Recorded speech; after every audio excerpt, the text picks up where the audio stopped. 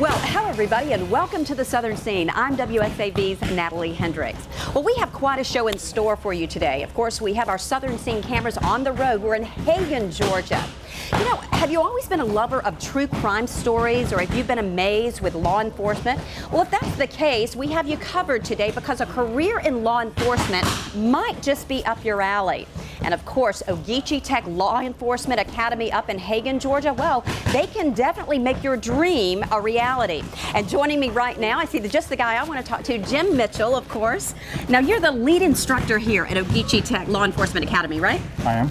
So I'm so glad that he let us come in today with our Southern Scene cameras to give you a little idea about what this program is all about, because it really is amazing and phenomenal. Now, Jim, let's talk about Ogeechee Tech Law Enforcement Academy. Now, this is relatively a new program. It's only been here for, just a few years, but tell me a little bit about the program. Program's 15 weeks long. Students do about about a year of college in that 15 weeks. We cram everything we can into it. It's about 700 hours on the books. Reality is it's probably closer to 900 or 1,000. Wow. We try to make the school as challenging as possible, both physically and academically. It's a radical departure from traditional police training in a lot of ways. You guys do some amazing things here. Academics are pretty difficult here. They do. These guys do 16 graduate level research papers in 15 weeks. Are you kidding me? No. That's pretty amazing. It's part of a process, a deliberate process that we put these guys on for stress inoculation.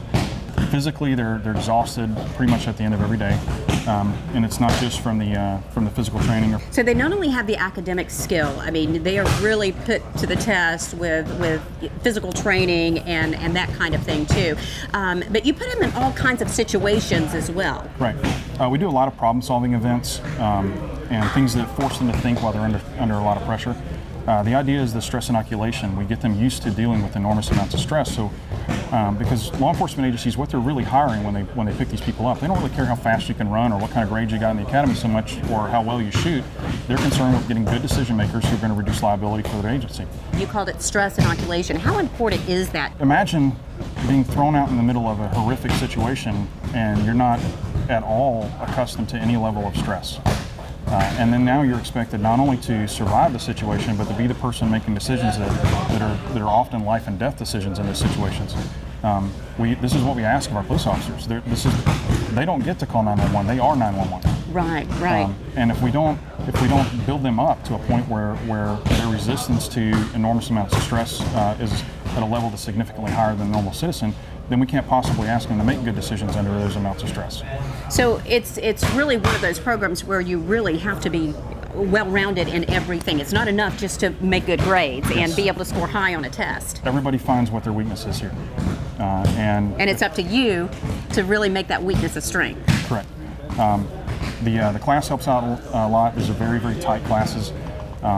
There's kind of a fraternity here. When we have guys that have gone through 3 years ago run into one of the new students, there's an instant credibility there because they know what they've been through.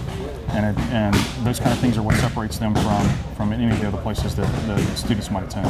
Who are the best candidates for this particular training, would you say? Most people they come through here somewhere in their 20s or 30s.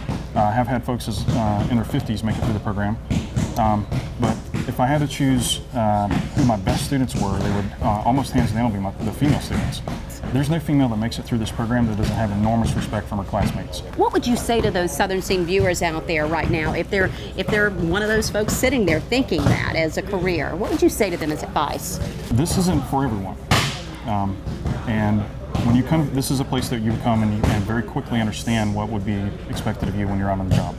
It's not just about law enforcement. There's a ton of other educational things going on here, but specifically, if you're interested in this type of career, I may be the biggest fan of this place, but I don't think you're going to get any better training anywhere else. Jim, thank you so much for allowing us to come in with our Southern Scene cameras, and I know we're going to hang out for a while here. You're going to be showing us some different things, but I want to thank you for letting us come in with our Southern Scene cameras today and spending time here at Ogeechee Tech.